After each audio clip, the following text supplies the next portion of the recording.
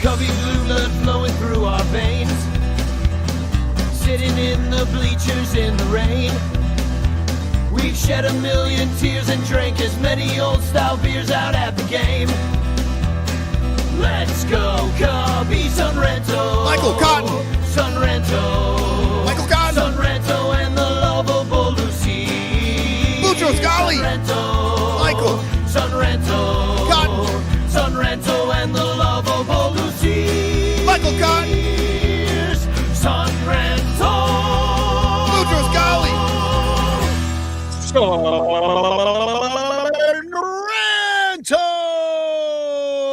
It's been a while since I've got to call the name of my own show. Hi, and welcome to the Son Ranto Show, brought to you by the Bleacher Bunch production on the Fans First Sports Network, brought to you by all of our Patreon supporters, and of course, Fanarchy. It's brought to you by Fanarchy. And with us today is a Mets fan, which we're here to apologize to and tell him how bad we feel for him and his sad little team.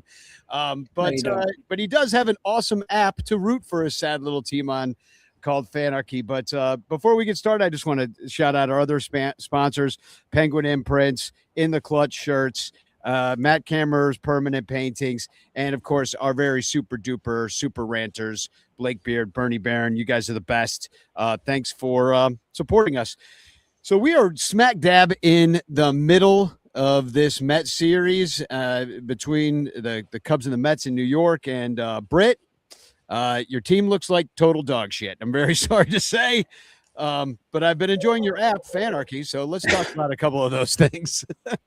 Yeah, no, the Mets are really bad, and I mean, there's still time in the schedule to straighten things out, but it is so depressing to watch that team. They are just like so unlovable is the problem. At least if we had Pete Alonso or something, like we could love Pete and like hate, be bummed that they're losing, but this team is just so unlovable. The Mets are having the season that Cubs fans think the Cubs are having. Is it really? Exactly. Yes. Yeah. And every time I see you posting like something like terrible about the season being over, I'm like, dude, you don't know what season over looks like. Yeah. Well, currently we are a playoff team. And when I was growing up, like if the Cubs even sniffed 500, you'd have tons and tons of hope. Be like, this is the year they finally break the curse, whether it was 85 years or 90 years at the time, made it all the way to 108 years before we finally broke it. But the entire time, Cub fans, the lovable losers, the curse of the GOAT, all that stuff, see, to me, the Cubs and the Mets have very similar sort of vibes about them in that they underperform when they are overvalued before the season. And right. And then they'll just and then probably some of the years that the Mets made the World Series and had great years, that might have come out of not the blue, but less so than like this year. You're supposed to do well, you didn't. Yeah, I mean, 24 was so magical in part because like they just weren't expected to do anything. It was just like I was like, let's just hope to have a 500 team this year. Maybe we can squeak in, kind of thing. And then they were so bad for 2 months, and I'm just like, well, they're not even a 500 team. That's just it. And then they go on this incredible run, and it was so much more fun because of that. Like, I feel like if it's just like too automatic, like obviously you want the wins, at this point I would love automatic, right? But just, it was so special in 24 because like you just didn't expect something, and then they went so far. Yeah, that's kind of how like 2015 was for the Cubs. And then you guys, the Mets, it really decimated us in the playoffs behind the homophobic bat of Daniel Murphy. But I do want to point out that Michael Cotton is here, but he is in the chat and he's saying #chance in the chat, which means you can win a Frank Chance postcard sent to you by me with a message of love and doom. But he spelled chance wrong, unfortunately, so he's not eligible. If you just put #CHANCE, you have a chance to win that. And also Mike Presnowski, longtime friend and guest of the show, the Prazmaster, is here saying, this guy isn't Frank the Tank.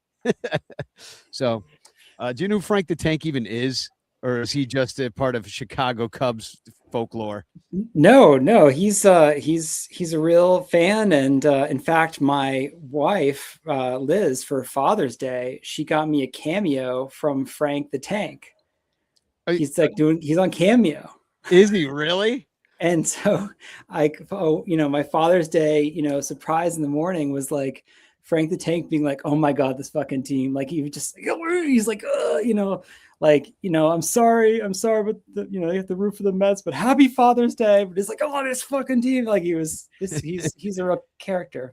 I thought there was a guy who played for the Cubs right after we traded away our entire 2016 core that they just got off the scrap heap in the middle of the season named Frank Schwindel, and they called him Frank the Tank. That's who I thought that he was referring to.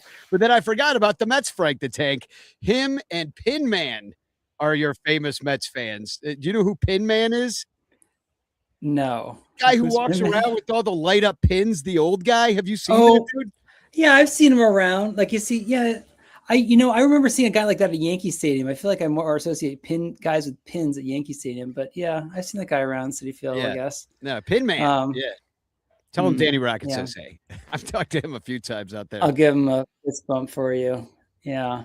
Yeah, no, Frank's not happy right now at all. He also, Frank was on he got together with Arnold Schwarzenegger and lost like 300 pounds or something. It was like a whole social media frenzy of like losing all this weight. He's a lot more fit now. Well, I mean, Frank the Tank. That can be good for a minor celebrity or bad.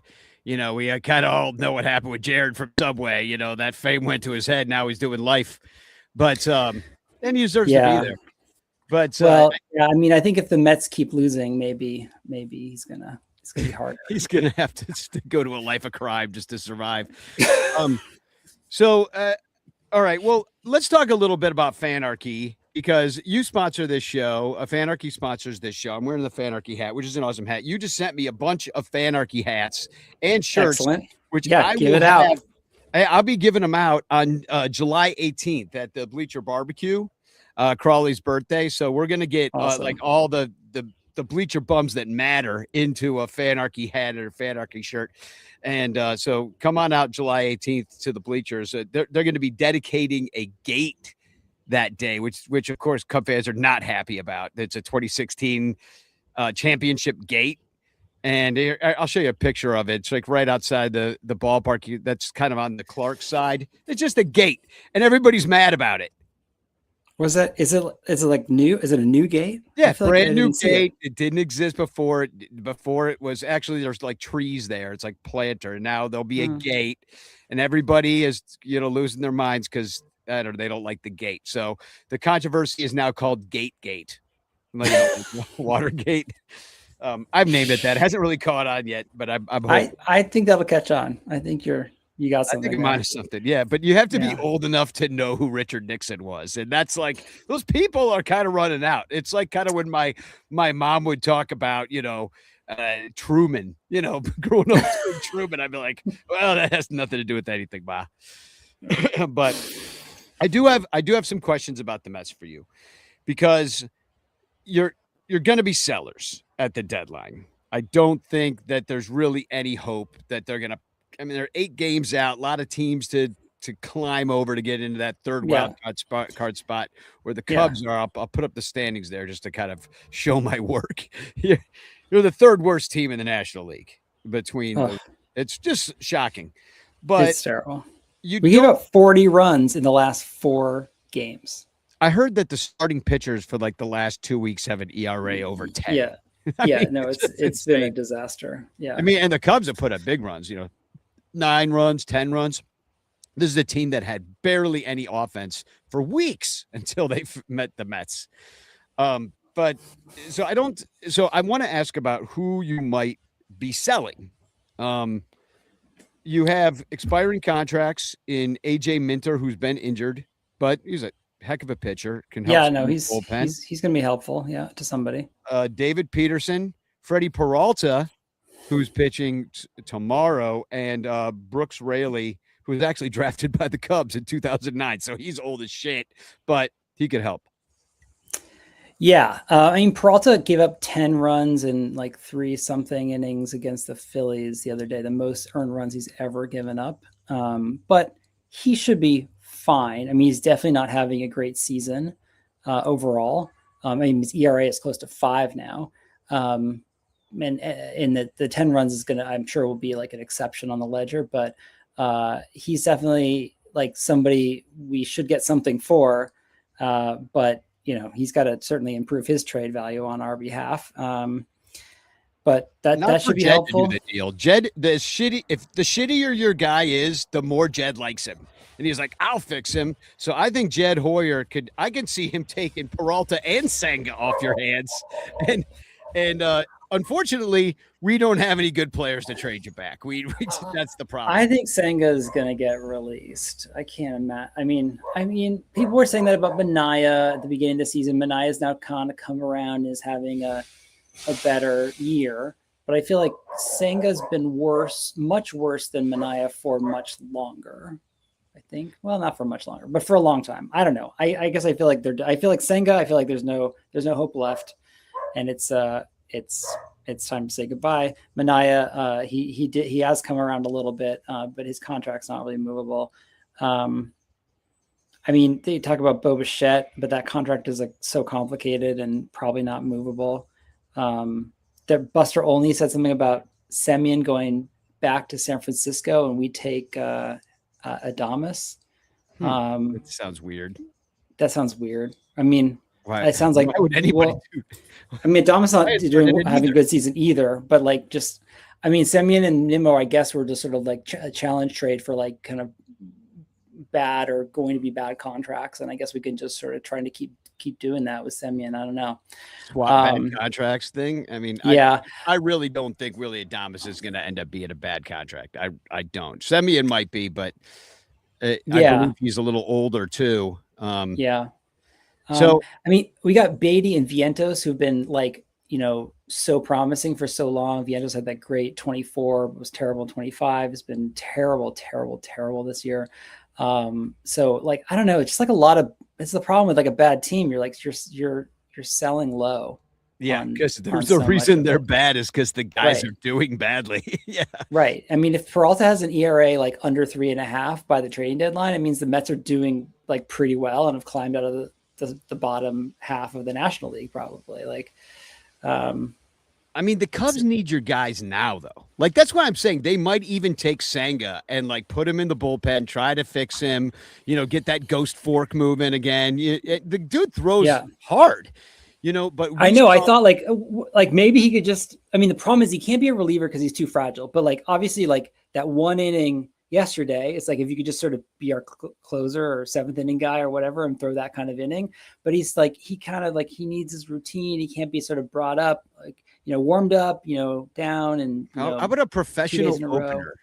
Just the professional opener. Just take that first inning, do his whole routine, do his stretches, drink his latte, put his hair up in a towel, do his face mask, get his foot rubbed, whatever he needs. But let me put up, speaking of Kodai Senga, because here's somebody that a lot of Cub fans were disappointed that we did not get. And that ghost fork was the talk of the league when he first came out. And it just has been a real downward trajectory for the last couple of years, partly because of injury. But I'm going to put up the Fanarchy field notes from Ace. I screenshotted this, and I'll just read what it says. Cubs capitalized on Kodai Senga's rough outing, scoring 5 runs in the second inning, including a 3-run shot from Pete Crow Armstrong, former Met farmhand, making it 5-0 early. Dansby Swanson somehow got out of his slump here in New York, was a force, going 2 for 3 with a homer and a double. 4 ribbies, driving in key runs to keep the Cubs in control through the night. Edward Cabrera pitched 5 solid innings, allowing just 2 earned runs before the last play of his night, where he was going to be done anyway. He was at 98 pitches or something like that. And the last play of the night, he tried to do the splits like Anthony Rizzo. It didn't work out, and he had left with a hamstring strain. And that's another pitcher down. No word on how long he's going to be out, but it looked from the look on the wincing on his face, it looked like he might be out for a while. He looked like he was in massive pain. And then in the 8th, Carson Kelly doubled to drive in Nico Horner, and then Swanson had another double, extending the lead to 9-3. The Cubs at that point had scored. Let's hear it. 9 times. And then the Mets made a late push. I was getting a little nervous there. Were you? I wasn't nervous for you. I was, because this is the Cubs. I'm telling you, the Cub fans think we're having the Mets season. So the same season, because we have blown games like this as recently as Saturday. Okay. So we've blown some games late. We were winning 5-0 on Saturday. We ended up losing to the Giants, I want to say. But, Bo Bichette hit a homer, made it 9-6 or 6-9 to make the score very nice. And thank you, Ace, for that wonderful recap. Yeah, I'm glad it's I've been working on Ace. You know, he sometimes hallucinates, but it sounds like that he nailed this one.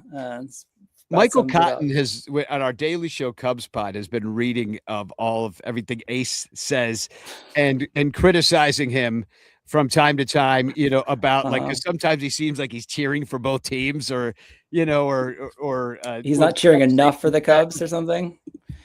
I think Michael Cotton probably thinks that he's cheering too much, to be honest, because he wants Ace. If he's truly going to be a Cubs fan and act about the Cubs, he's got to complain and when the Cubs do well, even like he can't. Yeah, you know, ever be it's a careful balance. Like I've tried versions of this where it's more emotional.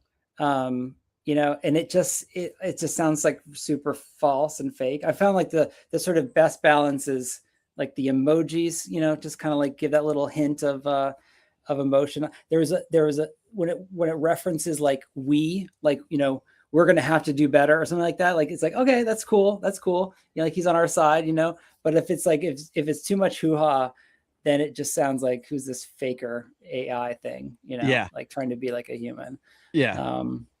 Well, I enjoy Ace. It's a nice recap. And to be honest, like as far as AI goes, because if I'll ask ChatGPT who's pitching this weekend, and it'll bring up guys who haven't been on the team since 2009. And you're like, what? Where did it get this from? It's like, yeah. No, it's Ryan it's Dempster. a lot of wrangling.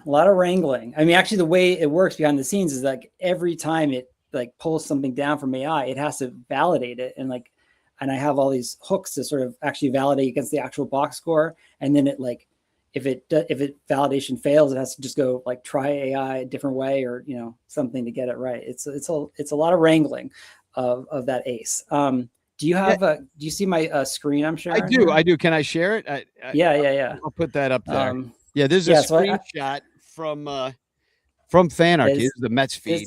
This is the Mets feed. Here we can go to the Cubs feed. Yeah, each team has their own feed. I was popping back and forth between the Mets and the Cubs feed last night, talking trash about the Mets on your feed. Yeah, I appreciate that. Yeah, which I'm sure was appreciated by your fans. Okay, so one thought I was like, Bichette, it was so terrible at the beginning of the year, right? So bad. And I'm like, you know, Bichette's been like pretty hot recently. Okay, so tap on him, and I'm like, okay, you know, like that's not super nice. But then I was like, okay, last 30 days, like doing quite well. Last 14 days, like even better. You know, this is my favorite thing that you've built in recently is being able to tag players, and you could always pull up the guys, right? You could pull up stats. Yeah. So he's been doing pretty well. So like, I was like, you know, I've been feeling good about Bichette. Now, like he's sort of dropped off the last 7 days. That's not great. But then I was like looking at you guys, like, you know, before the game started last night. Dansby. Yeah. Right. Yeah.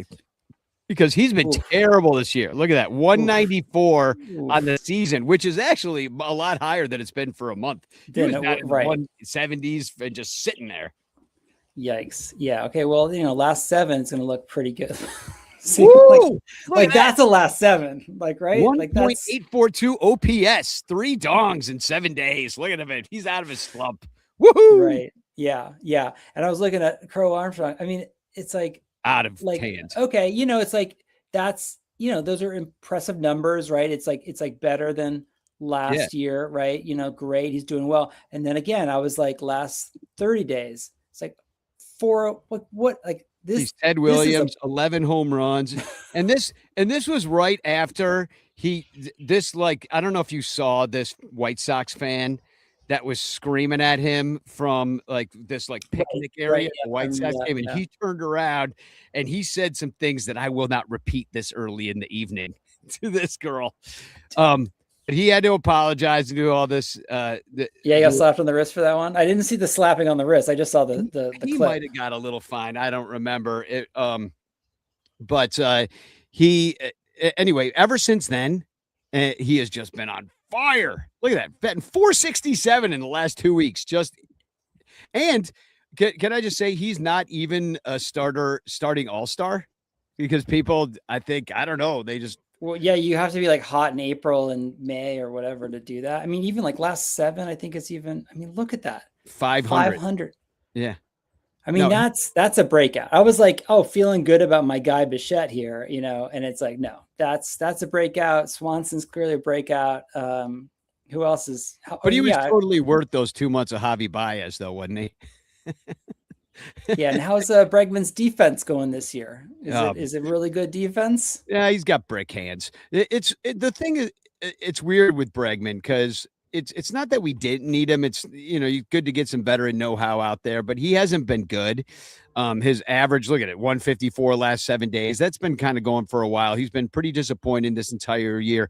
But the issue with him is that we already had somebody to fill that position in Matt Shaw. Matt Shaw was like the rookie who with good hands, right, good bat, first round pick, and they're not giving him a chance. And look, his average is higher. He's been a little bit hurt. So it's not like it's the greatest, but you give somebody like this a chance and maybe they can flourish. But he's blocked right now, so they're making him play right field and DA. That is do all the same thing happened with us. Like they brought in Bichette to play third when Beatty has, he's been choppy, but like last season, solid for third base, homers, solid. And average. The second half was even better. And it sort of felt like Beatty's got the third base job now. He took it from Vientos because Vientos sucked last year. And he's got the third base job. Then they bring in Bichette.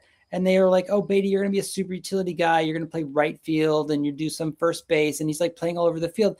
And he's been terrible at the plate. I mean, absolutely terrible. And I can't imagine that feeling of I've got this and I've earned it, and I'm not letting off the gas and sort of starting to suck or something. I've got it. I've earned it. And it's going to be mine. And then it's taken away from you.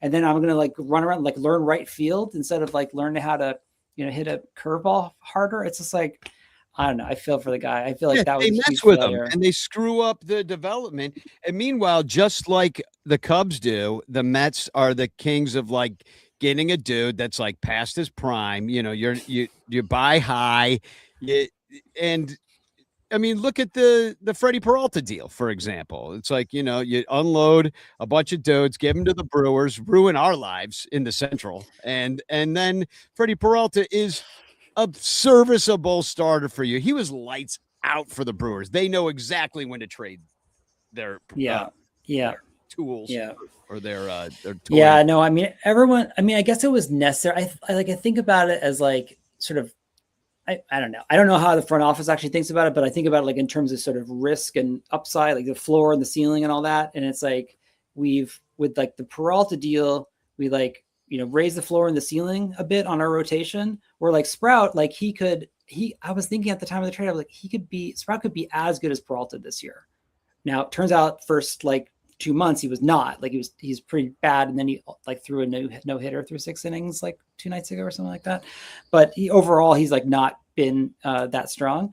So I didn't love it at the time, but I could admit it lowered the risk on the rotation to have someone like Peralta over an unproven entity like Sprout. But now I'm yeah, 6 years the Brewers got that guy. Who knows what Jet Williams is going to turn into, and we're going to unload Peralta for probably not top 100 prospect if this sort of performance keeps up. Not if you trade with the Cubs, because we don't have any. We don't have top 100 prospects. That's just not our thing. We already traded them.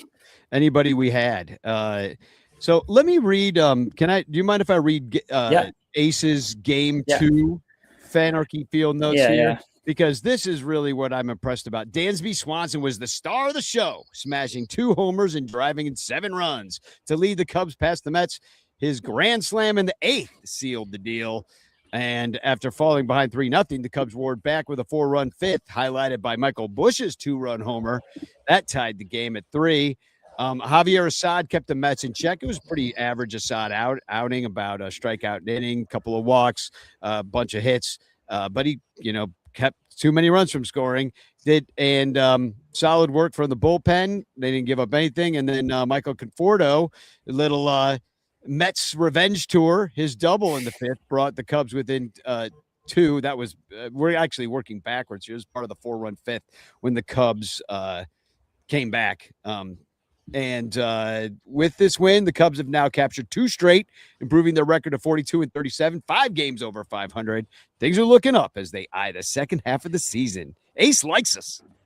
Yeah, as he should. 5 games over 500. You guys are kicking ass and taking names, as far as I'm concerned. I don't know about that. We're in 3rd place. It's been a streaky season, right? Right? It's been a streaky season. That can always throw people for a loop. It's hard to zoom out, when you're have a long losing streak or something going on. Well, and it really comes down to the depth, because we lost Cabrera last night to injury. We found out Justin Steele's not coming back. And then Ben Brown, who's been lights out. I thought he might go to the All-Star game. He had a problem with his neck a couple years ago where he was on the injured list forever. They couldn't figure out what was going on. Now his neck hurts again. So who knows what's happening there. So they're having trouble sticking these guys on the field. So I'm telling you, if you want to, maybe Peralta, it's his little audition tomorrow night for the Cubbies. And we just hand somebody walks right across the dugout, shake hands, and they go and they move in with Jared Young because they knew him from the minors.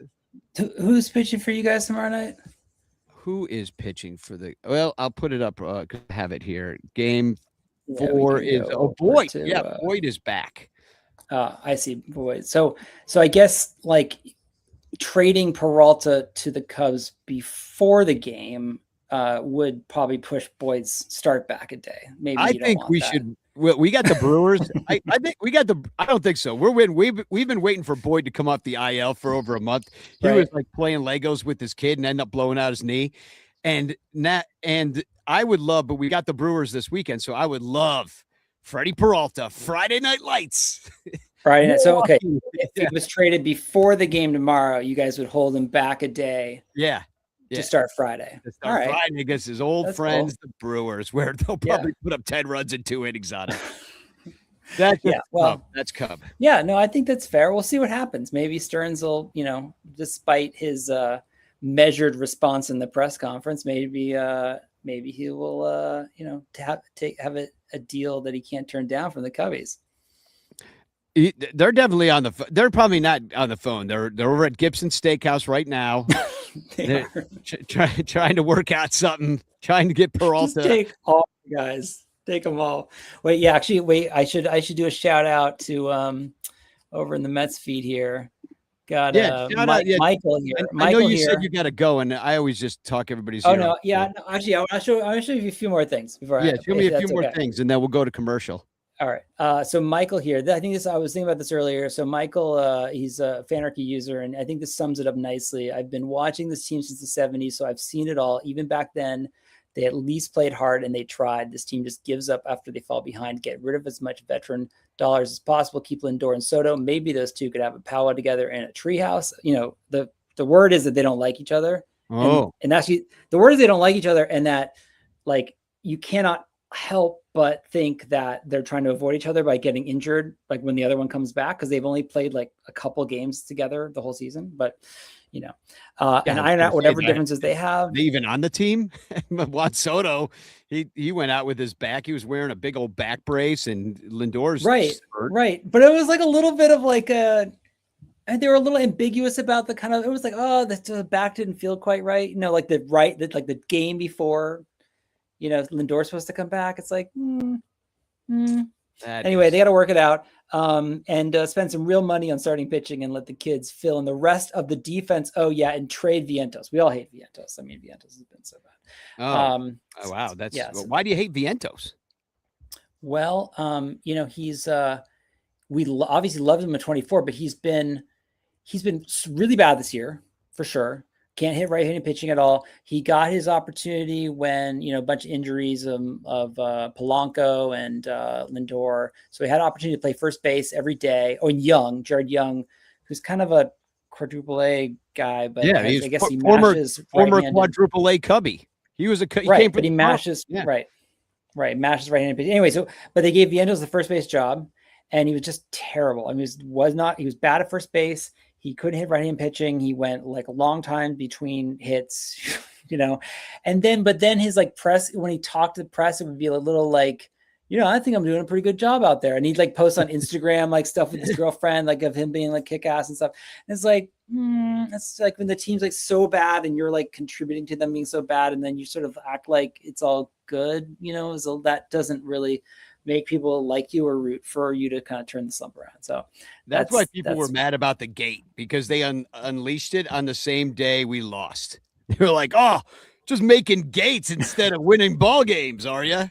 It was like, yeah. And I guess the one other thing I wanted to show you that's new is that you can now tag people that you went to games with. This is awesome. This is what Michael Cotton's been dreaming of. Yeah. So I don't know why it says no contacts found, but maybe it's just because this is like my debug device. But you can hook in your contacts. It'll find people in your contacts that are either on Fanarchy already, or you can send them invite directly, or you can take people here and like tag them in the game that you were at with them, and they will show up on the list here as a little grayed out, and then they get a notification. They can accept it, and then they are added and linked to you on that game. So you can do it any game in the past. I had somebody, I just launched this, and a very dedicated Yankees fan sent 150 tags to his son. Because they had the same last name. So 150 tags to his son about all the games that they've been to together. So now I'm like, I need to add like some place so you can like mass accept your tags or something. Poor kids spending all night. Dad, you totally screwed up my night. Yeah. Well, I love it because I feel like we're in on the ground floor of a very cool app that has all the information you need to be a smart fan, but also to become, it's like a social media app where you can, talk trash, put up funny GIFs, things like that. Yep. And not that doesn't exist already. It does on, Twitter and on just our Discord channel and stuff where we hang out during the games. But this is MLB centric, and it's such a robust app as far as like the things you're adding with being able to tag the players and to look up their stats and have comparative stats from their years. And, it gets better all the time. So, I'm constantly improving it and improving it based on what everybody tells me. Like, the app mention, you voted for the app mention that pushed that one over the top. I also added podcasts here. Yeah, there we are. There's Bleacher Bunch. There's me. Yep, there you are, and a bunch of other ones. And Locked this has on been Cubs, Chuggo. Awesome. Yeah. It's just like also just great. I mean, I've been using it obviously as a Mets fan, just like discovering podcasts that I hadn't heard before, and I'm loving that. And then I'm starting to like build out a lot more in the scrapbook. Like that's the sort of part of it that I think is really differentiated that people kind of have noticed is like the kind of more like the kind of like magical part of the app, where you can connect your photo library and it finds all the games that you've taken photos at and then makes a scrapbook out of it. And so I'm starting to invest more and more in that part of the app as well. What I wish I could do, and maybe I'll talk to you offline about this. I have so many photographs in my photo library on my computer but they're all at their time and date and geotags and stuff like that. But I would have to put them on my phone and then but it's too many pictures. So someday if I could ever because you don't sync everything in the Photos app. It's like on your computer. On my computer, because there's so many. I take so many photographs. It's like gigabytes and gigabytes of stuff. It doesn't even fit on my phone. But well, I mean, okay. I know where I was. I have one source of photos right now, which is Apple Photos, but certainly like adding other sources of photos is getting higher on the list, like Google Photos or whatnot. I just have not iPhoto, but photos on my Mac app. Yeah, on my Mac on the computer, so on a hard drive. All right, well, shoot me a note offline. We'll see what we can do about that. We got to get all of your games in here. Oh my God, that would be incredible. It actually would be embarrassing. You're like, you spent how much time at the ballpark? You drunk? Get it together, pride, man. It's pride. Yeah, exactly. Well, I love Fanarchy. I'm on there every night and talking about the games and stuff. And you should join us over there if you're not over there yet. Definitely give it a whirl. And Britt, good luck the rest of the series. I mean, we got Cubs, Mets, 2 more. I mean, anything can happen, man. It's a long season. We'll see. We'll take Senga off your hand. We'll figure out something to do with him, as long as you give us a good deal on Peralta, because we need him. All right, we'll talk. All right. We'll make a deal offline. All right. All right. Cool. Well, we're gonna take a quick commercial break, and then we're gonna bring on our friend Uncle Mike, also a Mets fan.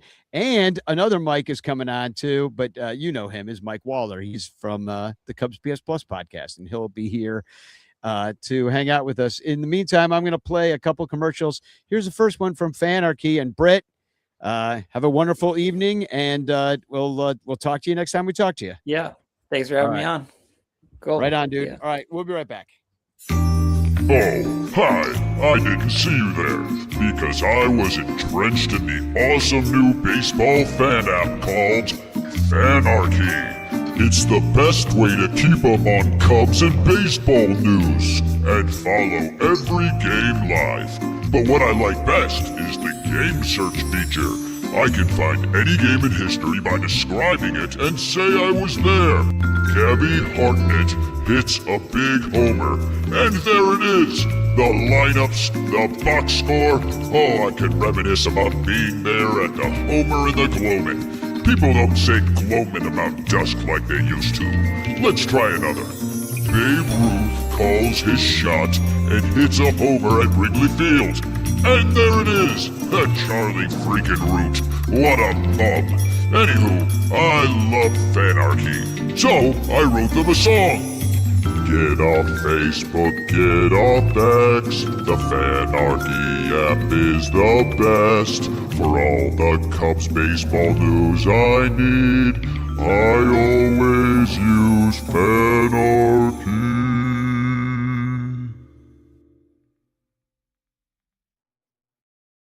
The Bleacher Bunch brings you great shows like Sun Ranto, Cubs PS Plus, Bricks Behind the Ivy, Cuppa Cubby Blue, and Baseball Rabbit Hole.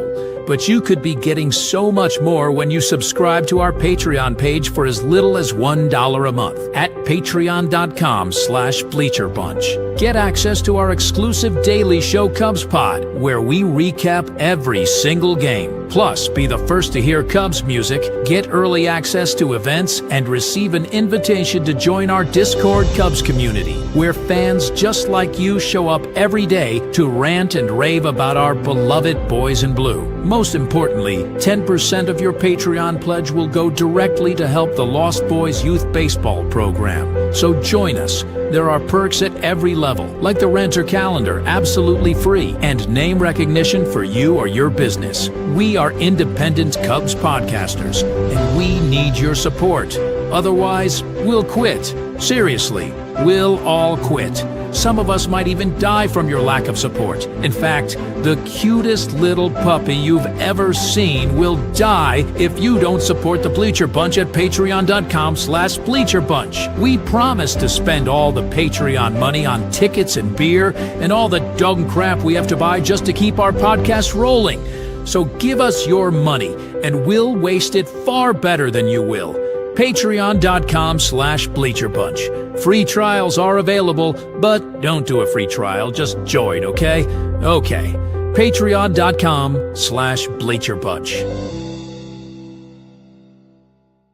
Hey there! As you can see, I'm a talking penguin. No, I'm not like the Batman kind of penguin, or Rod Say, or that dumb fuck Happy Feet. No, I'm the spokes penguin for Penguin Imprints, who makes awesome imprinted items with original designs. And they do custom stuff too. Why, check this out. And this. How do you like this, Chicago? And I love this one.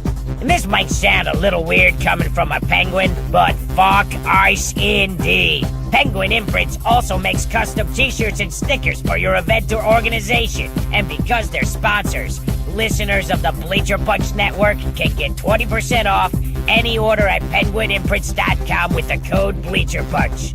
Okay, that's enough about Penguin Imprints. Now I gotta go find that little bitch Happy Feet and put his smirking pink on the other side of his head. I hate that fucker. But man, do I love Penguin Imprints. When I was young, I spent some time across with me Uncle Mike. And now, on the Son Ranto Show, it's always got to be a two-mic show, no matter what kind of Son Ranto show we do. We need where's the time? And once again, we have two mics to show. One of them is Uncle Mike.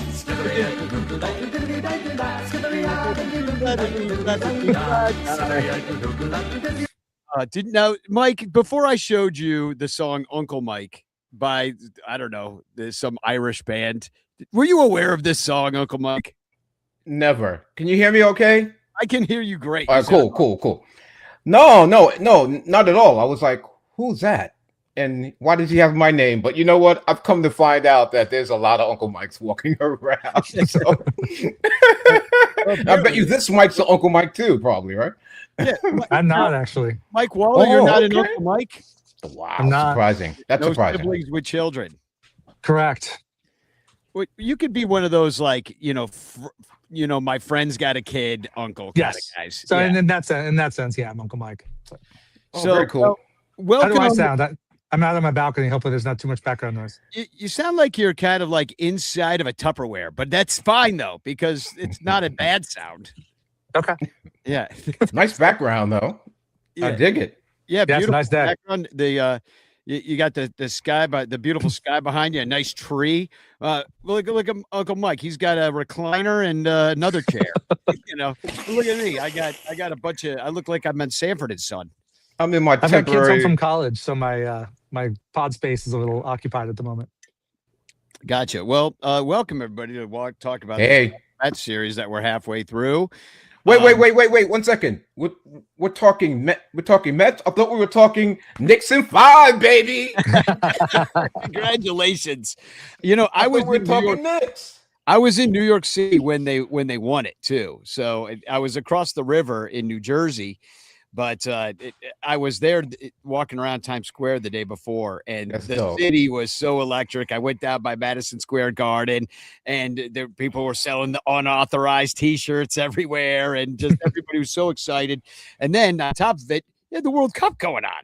So it Yeah. was just, you have fans from all over the world. I mean, New York is always a place. Carolina Hurricanes, baby. Yeah. Right. That was going on too. Yeah. Yep.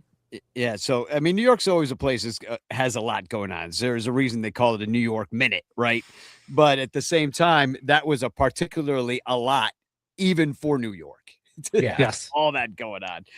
So I was in San Antonio for game 2. I didn't have tickets. I'm not that rich, but I took the drive. I was in San Antonio for game 2 and game 5. And just to be in that town that was sort of overrun by Knicks fans. And San Antonio fans are trying to say no, but if you were anywhere downtown or anywhere in that arena, it was a takeover. It's a new thing now. I feel bad for other teams because I think that's going to be a trend for New York fans now. We're just going to fly into your city or drive into your city and take it over. So it was cool. You're still, really cool. You're still not going to be like the Tartan Army, though. Oh, Yeah. Or all those Norwegians at City Field today. Did you see that? yeah, that was crazy, but it was cool though. Well, given that there was a rain out on Monday, then Right. so it was a pretty poorly attended game because of that. If you had tickets, you probably had to work at that point. It's a Yeah. Wednesday, but not for the Norwegians. You know, if there's anything that the World Cup proves is that the rest of the world gets more vacation time than Americans because these people have an entire month to come fuck off in the United States. Like we never could. We're like, well, I'm gonna fly in, I'm gonna catch a game, then I gotta come back, gotta work next week. I You know, like know. that's I how know. Americans roll. You know, it's bullshit. They've been here for like 2 weeks, right, or something. It's They're amazing. gonna stay 2 more. They're gonna be here till the final on the 19th or whatever. Yeah. Some people have money. Yeah. Well, that's because they don't have to shell it all out for healthcare. That's right. That's it. So, Good point. Good point. So we've seen a couple games. Me and Britt just talked about what has come so far. We talked about the Mets' incredibly disappointing season. Obviously, Uncle Mike, you don't care because you're like, fuck them. I'm still riding high on the Knicks. Pretty much. But I made a joke earlier that Cub fans think the Cubs are having the season the Mets are having. Yes. You're right. Yeah, congratulations, you guys. You know, I'm a fair fan, and I'm a fan of baseball. So I never come on this show rooting against the Cubs until it's a head-to-head battle. But you guys are just spanking us, so I really don't have much to say. I don't think we've recovered from that April stretch where we lost like 12 games in a row, and I think you guys swept us at the end of that stretch. I don't think we've quite recovered from that yet. I think we've tried a little bit within the last, say, maybe 3 weeks, but I don't know. These last couple of games, I mean, Philadelphia just put it on us, man. It was really embarrassing, and I don't know what to say, man. I remember looking at the standings, feeling optimistic, saying, "Oh, so well, we're only like 7 games out of no 5. It was 5 games. I think it was last week. We're only 5 games out of the wild card," and I was like optimistic. I think that number is like 11 now. Well, it's not that bad, but it's 8 right now. Oh, 8. So, okay, yeah, thanks, 8, man. But if you look at your standings outside of we're 11 games under 500, probably 12 games under 500. Yeah, right? you're 11 games under 500, and you're 14 and a half out of first place in the East. Who's counting first place, dude? Come on now. I mean, you're behind the Nationals right now, who actually are above 500 this year with a bunch of young players. And I wonder a couple things because you're right. We've been spanking the crap out of you the last 2 games, 9 runs, 10 runs. Dansby Swanson is Mike. Who? Well, now you know him well from his days with the Braves because he was always around. But my question is for Waller, like, is this for real? Like, is this the moment that Dansby Swanson plays at the back of his baseball card? I mean, it had to be coming. I mean, nothing in his career says like 160 hitter. I mean, even a bad year for him, he's going to hit 240. Like, this had to happen, unless he's playing hurt or there's some other flaw. But I think he goes in these streaks. He'll go on a heater for 10 games, and he hasn't had one yet this season. So maybe he'll go on a heater for 20 games. I don't know, but it's good to see. He's going to have to go on for 50 games to get to the back of his baseball card because he will to get to the back of his baseball card. He will have to be one of the best hitters in baseball for the rest of the season. I think, because it's been so abysmal. I think it's time for the Swanometer. Yes. For in the bleachers, like the old Shawanometer. Do you remember that from the 80s? I definitely 80s do. And maybe late 80s, early 90s. Was it in the 90s or there was just in the 80s? Definitely started in the 80s. I remember. I think he was with the Cubs till like 93 or 94, so probably stayed the whole time. Sean Dunston, a New Yorker, born in Brooklyn, and he had a terrible start to his season, and then he started kind of coming out of it, and some fan made the Shawanometer, and he had that out it just kept track of his numbers on this placard, and we saw the ever rising Shawanometer. I think we can get one of those for Swanson, at least get on TV and have Boog tell some story that has nothing to do with anything about it. But it's been tough for the Cubs this year, but not as tough as it's been for the Mets. Like, it's really just kind of shocking the tank that happened, and I do wonder about a sell-off coming, maybe even sooner than later. I really don't get it. I mean, with the guys they have, they should not be this bad. Yeah, well, Juan but they are. Soto, I mean, you've got Lindor's been hurt, Soto's been hurt. They've had the same problems with some of True. the pitching that the Cubs have had. You kind of wish Kodai Senga was hurt because then there'd be an excuse to be why he's so terrible. I But- think a lot of it. I think a lot of it, and the word for the Mets so far this season has been inconsistent. We have a brand new team. We shipped out a bunch of guys. And no more Nimmo, no more McNeil, no more Diaz goes to the Dodgers. Which Conforto's on the Cubs. He's an old Mets guy. I know. It's a little bit. And ago. And we brought in some new guys. And at first I thought most Mets fans, and I still think, well, not after today. Today's a different story in terms of whether we still, I believe or we believe. But I think a lot of us was just kind of waiting, hoping that the team would gel. Francisco Alvarez was out for a long stretch. He's now Cub back. killer. And Yes. seems to be really swinging the bat again. Let's think about it this way too. Lindor and Soto have only played in like 8 games the whole season. And again, guys, I'm not here to bring out the excuses, but we've been inconsistent, and something has to happen. And if it don't happen like really soon, we're in trouble, man. I mean, what do we got to win? Like we got to go like 45 and maybe 30 to make the playoffs. I mean, it's really looking bad right now. And if you were in the AL, that might work out fine. Right. Because the AL is like a poverty league right now. And in fact, I think the Blue Jays are in their 3rd wild card spot right now, and they're under 500. They're under 500 with every All-Star player ever. It's so wide. I mean, just all you got to do is stuff the ballot box. I mean, I finally did vote the other day, and I did vote for. Well, I voted all Cubs because I'm that kind of homer. I didn't even vote for the AL because they don't deserve it. Here's my ballot. Just My all favorite Cubs. is I heard a story about talking about the Blue Jays and the ballot stuffing, and the Dodgers are doing it too.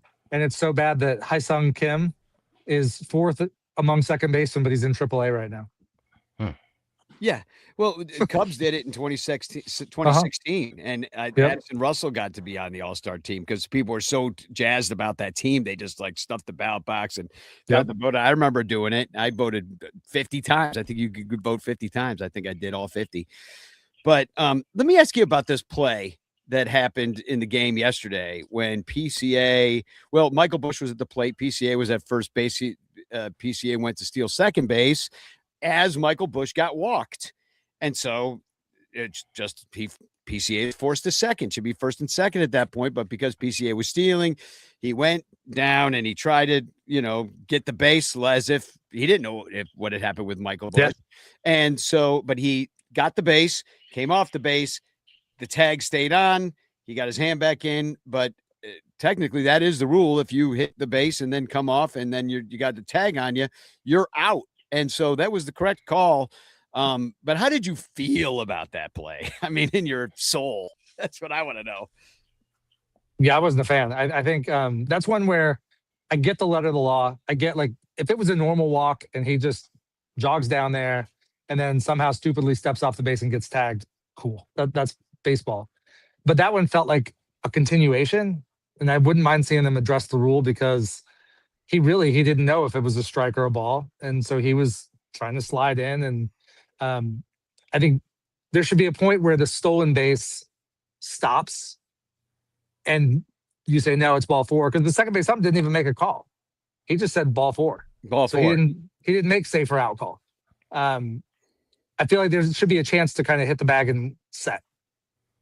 But technically, the way the rule's written, yeah, he touched the bag, which he established himself on the bag and then came off, but it was all on the same slide. So I think it's kind of junk. Brett Taylor from Bleacher Nation also made the case for obstruction on that play because he didn't give him a sliding path, but you don't really have to I on didn't a see that. stolen base. Yeah, that's where they stand.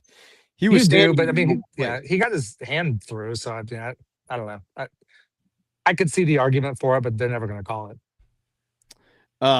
Yeah, no. So it was just kind of a bullshit play. And we've seen stuff like that before. Like I remember in 2017 when the Cubs were playing the Nationals and, the foot came off the base so slightly. And that was enough to rule them out or safe or, either way, the call went our way. And it just was not in the spirit of why we use, Right. why we use replays. You get it right, but it's almost too right. But at least if it's going to happen, it happens when the Cubs were up 7-2. So that was better. Yeah, it didn't matter in the game at all, but and then it's bullshit. But good on the Mets though for seeing it and being like, Sure. hey, he came off. I want to review that. We're gonna get that out in a 7-2 game. I love that because it makes me think that these dudes are just sitting around playing cards, being like, you know what? If we can get the guy off the base after a walk in one of those situations, and then they wait for like somebody to be on first base in a stealing situation, like let's test it, and then Yes, because it could have been that because I don't even know if he saw him take his hand off. yeah, it might not. How could you even see that? So tonight we got the battle of the lefties, Imanaga and Manaya. Imanaga seems to have gotten his shit together. He was giving up home runs to the world and now last couple outings has been pretty good.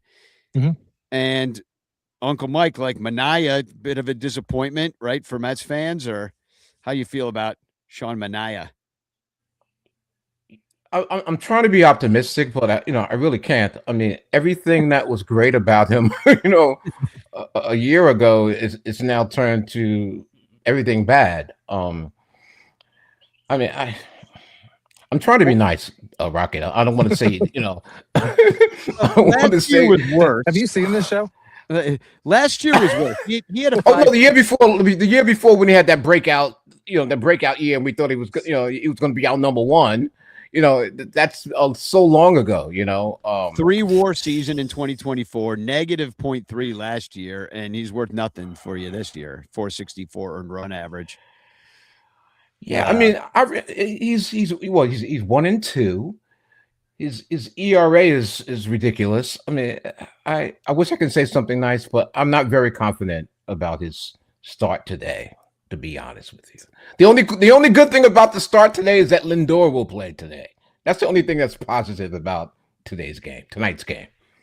I'll put up the numbers, Give me the against numbers, against each other, and the Mets they haven't seen a lot of Imanaga, but they like facing. Yeah, he's 4.64 ERA. I mean, that's not terrible considering Senga was over 10. Yeah. And by the way, Mendoza, Carlos' manager, said today that he's putting Senga in the bullpen. So I heard that. Yeah. And I think Bregman and Bush like facing Manaya. yeah, Bregman and Bregman's got 3 dongs, but it took him 40 tries. But he's got an 823 OPS. Bush has a dong batting 400, but it's only in 5 tries. Happ has a homer too, and so does Carson Kelly, but he's only batting 143. So that's like a 2 for 21. So it's a little bit of a mixed bag, but Francisco Alvarez really is a Cubs killer.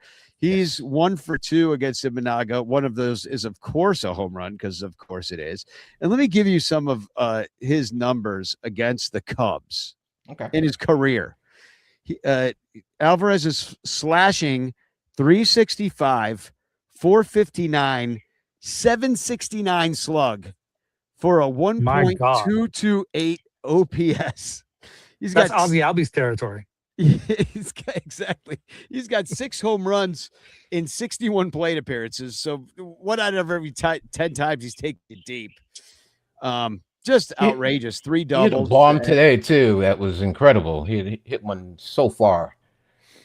How is he not on the Brewers? Yeah, he's the one guy that when he comes to town with the Mets just absolutely lights us up, goes down in history as one of the greatest Cubs killers, maybe the most unsung Cubs killer of all time. Yeah, probably so. And so anyway, he's got a dong. Beatty's got a dong off Imanaga. So does Lindor, who's playing tonight and is batting 3 for 6. Cool. So Imanaga, man, I really like him.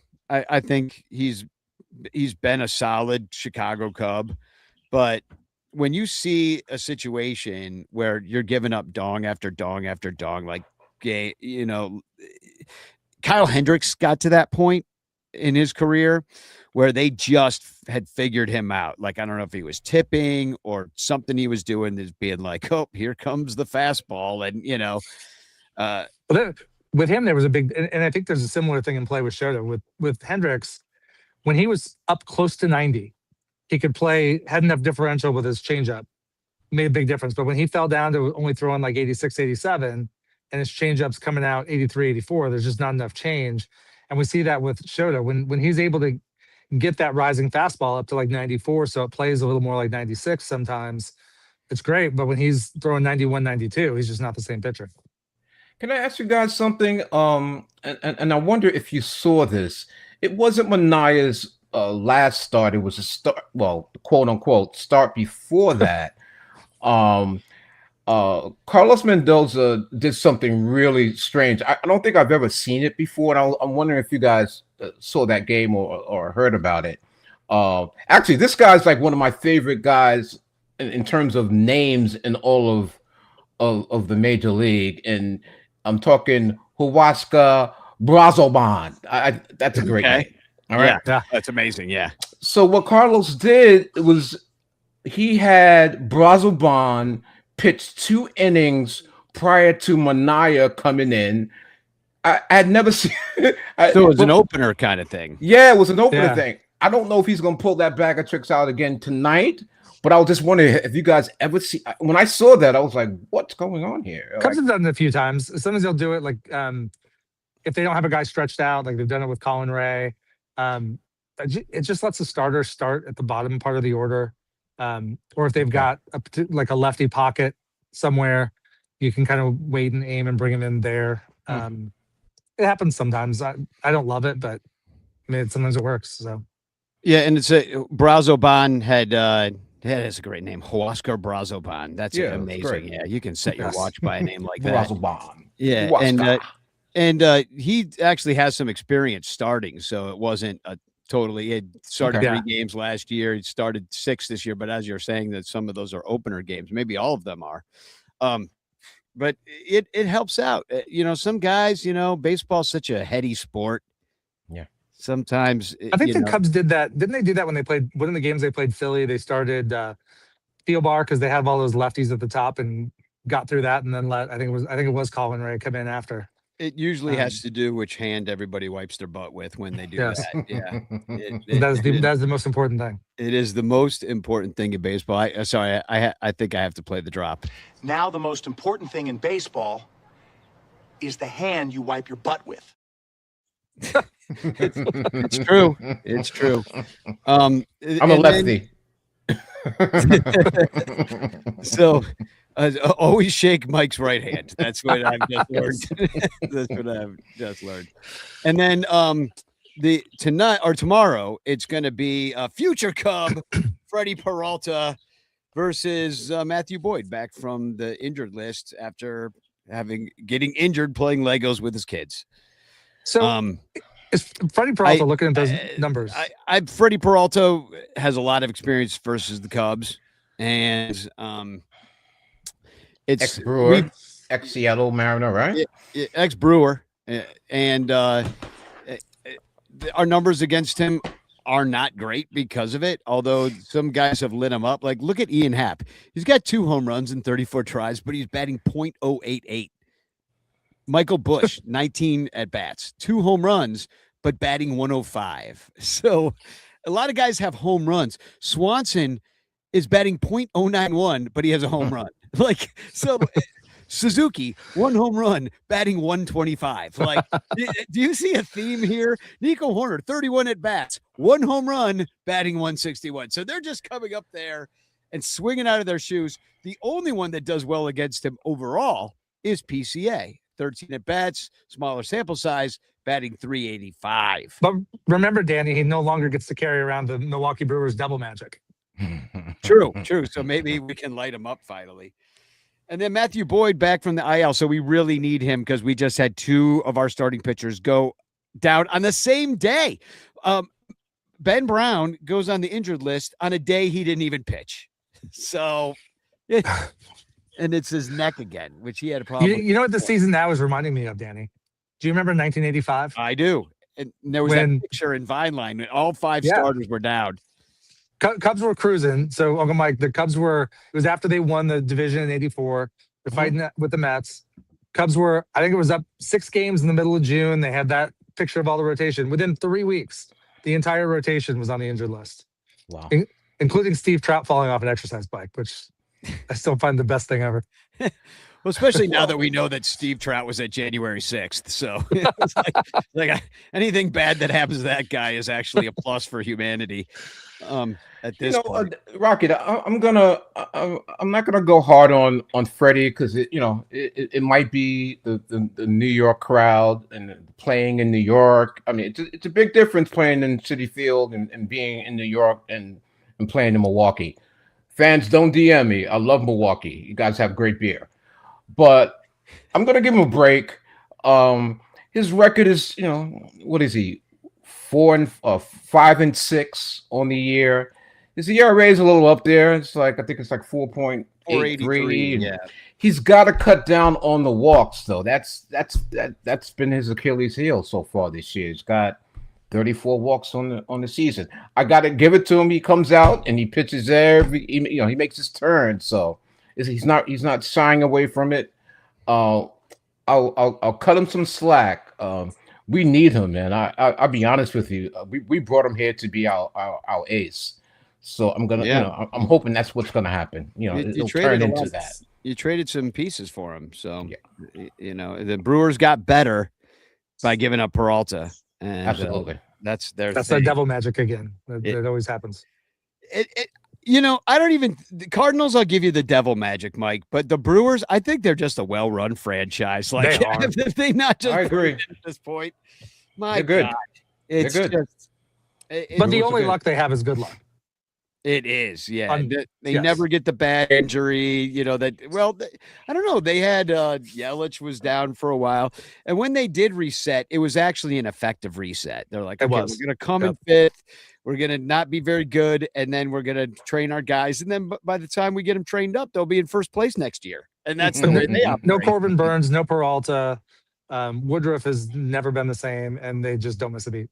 They don't miss a beat. Here comes the Miz. Just making headlines everywhere. He took freaking Paul Skeens out of the freaking top spot overnight. Yep. Like Paul Skeens, everybody was talking about how we're going to be talking about Paul Skeens and winning the Cy Young 10 years straight. And now that ain't happening. Yeah. So, and they give up Hader, give up Devin Williams. It doesn't even matter. Does not matter. Yeah. Exactly. And then they go to the other teams that even if they're okay, they're never what they were with the Brewers. They never. That's where I buy the devil magic a little bit. Like there's no reason for Freddie Peralta to just suck now. Yeah. Why did his ERA go up a run and a half? Yeah. It doesn't really track. Well, I'll say this, and I'll watch the full game. I have to admit, I fell asleep after like the 5th inning this afternoon. It was just too much. It was over. Yeah. But I'll say this: Peralta, if he has a bad outing tonight, he might hear it from the Citi Field faithful. Well, you might hear from the Chicago Cubs, who are really looking for starting pitching at this point, and relief pitching. So I hope the Norwegians are there again tonight. Yeah, that would be cool. Although they were in the Mets have the famous 7-line crew, which I think they were kind of in that spot. So I don't know. It's gonna be interesting. Maybe the Norwegians and the 7-line crew will get into it. That would be cool. A little tarps off fight. Cool. Well, the game is starting, I believe. Right? Is it on right now? Yeah, 7:15, I think. 7:15. So 5 minutes. We got 5 minutes on it. So let's get some predictions in. I'm going to say that the Cubs keep rocking. Dansby Swanson, 2 more grand slams. One tonight, one tomorrow. I think PCA is going to go off. I never like to root against my team, Rocket. You know that. It's even tonight. I'll call it even. Okay. I can see you guys lighting up Imanaga pretty good because he's had a couple of good starts. He's probably due for a stinker because that's kind of his thing. Mets like off him. Yeah, you're right. And Lindor's first game back in a long time. I expect him to do some really cool things. So I'm rooting for them. Yeah, I don't feel very confident about tonight personally. Just saying. Take. We had a comment about somebody wanting to gamble. Let's see, what was it? It's Everett says, "Hey, Uncle Mike, I thought it said Yeah. under Mike, and I thought it should be over Mike." Okay, that was not a gambling question. That was a misread. But anyway, I do think that tonight might be one of those overnights. I We mean, need the it. Cubs have been putting up big offense. Like maybe they're tired from running the bases. What do you think, Waller? Yeah, I think they'll get it done tonight. I think they'll pile up another 8 or 9 runs, but it might be 8-7, 9-6, something like that. How about 6-7? No, no. And or I like another 6-9. That'd be fun. Yeah. Everett says Cubs win 11-3. I like your attitude. Dialing it up from even last night, 9, 10, 11, and then tomorrow they score 12 off Peralta. And Lindor also walks it off in the ninth. That'll be nice. Lindor walks it off in the ninth. I mean, I have a 8-7. soft spot. I do have a soft spot for the Mets. A lot of Cub fans hate to hear that, but living in New York so long and just kind of knowing a lot of Met fans, including you, and having to live in the shadow of the Yankees, you kind of get it. And it's NL ball in a big city, and Citi Field is far superior to Banky Stadium too. It's just a better experience. Queens is cooler than the Bronx. Like, come on. Yeah. Come on. So just a couple quick announcements. I'm singing the national anthem on June 27th, which is Saturday, and it's a South Bend Cubs game. And I found out it's their big fireworks night. So I mean, Perfect. Yeah, exactly. What a night to sing the national anthem. That's what makes it even cooler. Congrats. I've been practicing in the cemetery, so the dead people don't judge me when I go for the high F. And also, I'll be giving away Fanarchy hats on July 18th. On Crawley's birthday at the Bleacher Barbecue. So show on up there. I'll float Ken another $100 because of all the freaking ne'er-do-wells I'm going to bring to eat bratwurst off of his grill. And John Baker Day is going to be on July the 30th, but it's going to be online. And John and his brother are going to be around raising money for my musical, The Game. Mike Waller's very involved in John Baker Day and in helping me raise money. So thank you, Mike, for everything you're doing for this production and Trapdoor and everything you've done for Trapdoor Theater in the past. Because, Mike, people don't know this about you really, but you're a huge supporter of the arts in your hometown too. So I've got a lot of family that does theater. My middle son Toby loves musicals and music, and he's been in a million things, and it's great. And I love seeing the shows, and I love having arts around. And Charlotte's got a very healthy community theater program, in addition to having the touring Broadway shows and all that. So I mean, it only stays alive because people fund it. Hey, Mike, what's your favorite musical ever? Or maybe top 5? It is Come From Away. The energy on that okay. show is off the charts. Well, I'm an old dude, so I stick with West Side Story. That's what I've never liked somehow. When you're a Mike, you're a Mike. Like all the way to the west. Yeah, I do love The Outsiders too. That's pretty incredible. Yeah. My upstairs neighbor passed away, and sorry, man. Well, it was a while ago, and her son gave me a bunch of her old records and a record player. And, nice. And she had some great old musicals, including West Side Story. So, I was listening to that on Idol the other night.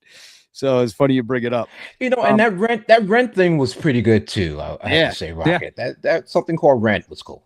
Yeah, that was a hell of a good time. Let me tell you. Once I got Danny out, Rent stories that not all I could tell. Yeah. But you were in the OG, right? I was in the first national tour, and then I got on Broadway filling in. Yeah. So it was incredible. I mean, I got kind of just tired of doing it just because, 2 years of doing the same show. I do wonder how they do that for so long. Well, some people can do it just because they like the money. And sure. And I started my brain does not compute. Once I am done with something, I can't do it anymore. And I started forgetting lines that I had said, 500 times, and I just like couldn't think of where I was. I got the yips, if you will. Like, I got the yips, and it's just like, I got to get out of here. I got to do something else. That was before they called it ADD. Yeah. They didn't have that name yet. Or maybe they did in the science lab, but it wasn't mainstream. So anyway, we're doing John Baker Day, raising money for the theater. So come on out and hang out with us that night. It's good. I'm putting together an all-star cast of ne'er-do-wells to celebrate that evening, and the night the backup catcher got the win. And also save the date, September 19th. We're going to be in Cincinnati, and Cubs Reds, Billy DeVore. We're going to be hanging out at Binsky's Bar, having a good time. It's going to be a good time had. So I'm going to give away a chance postcard, and you'll win my love and affection and a postcard with a message of love and doom. Only 4 people in there, so a lot of chances to win. That looks like more than 4 people, though. Maybe it is just 4. And the winner is it's Dominic. Congratulations. The mailman going to deliver it to himself. So thanks for being here, Mike and Mike. Enjoyed my pleasure, man. Thanks for having me. I really appreciate it. And anything anybody wants to plug or add? And I know, Waller, you said you're having a Cubs PS Plus with a special guest coming up. Yeah, well, I think we're going to record tomorrow. I'll see when I get it out. But Brooke from Brooke Knows Ball is going to come on, and she's got a cool backstory, so it's going to be fun. And what you up to, Uncle Mike? Well, 4th of July in Mobile at Cousin Paul's house. Come by if you're in the neighborhood. It's going to be a blast. It's going to be an eat-a-thon, and we have fireworks up the yin-yang. So that'll be cool. Also, of course, on social media, it's Bill's Kid, BILLSKID, all over. That's it. Come check me out. I shoot photos, and you might see something on there you might like. And then other than that, man, meet me at Summer League coming up in Vegas for NBA Summer League. We had a great event at the Virgin. Can I promote this like that? Yeah, promote whatever you want. Oh yeah, we had a great event last year at the Virgin Hotel. We had Deuce McBride as our host. It's a consortium of my fans, my people on the West Coast called Left Coast Knicks, and the East Coast people at Knicks Fan TV.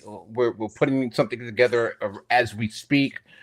Probably the weekend of the 10th through the 13th. So meet me in Vegas at NBA Summer League. We're gonna have a blast, and then I'll come back home and I'll concentrate on my Mets. Okay. as they make a miraculous 69 like overtaking of the Cubs. That's what you got to believe. So, all right. Well, thanks for being here. Enjoy the evening. Enjoy the game tonight. It's on, right? I'm having trouble getting it to because I'm stealing all the internet being on this show. So yeah, I'm having trouble getting it to jazz up here. So, all right, I'm gonna play a song. We'll get the hell out of here, and we'll talk to you both very, very, very soon. Mike, nice meeting you. Good luck, Danny. Nice seeing you. Yep. All right. See ya. Spagog. SMFTB, SMFTB. Truck stop funky chip mix. SMFTB, SMFTB, SMFTB. Truck stop funky chip mix. SMFTB. Saint Toothless Cardinals fans. SMFTB. Krabby Karens in the stands. SMFTB. When the Brewers fans are here. SMFTB. Cheeseheads getting drunk on beer. SMFTB. Pirates fans will walk the plank. SMFTB. In a stadium named for a bank. SMFTB. Rooters of the shitty Reds. SMFTB. Stuffing chili in their heads. SMFTB. Fans of the White Sox suck. SMFTB. Fuck everyone but the Cubs. SMFTB. SMFTB. SMFTB. Truck stop funky chip mix. SMFTB. SMFTB. SMFTB. Truck stop funky chip mix. SMFTB.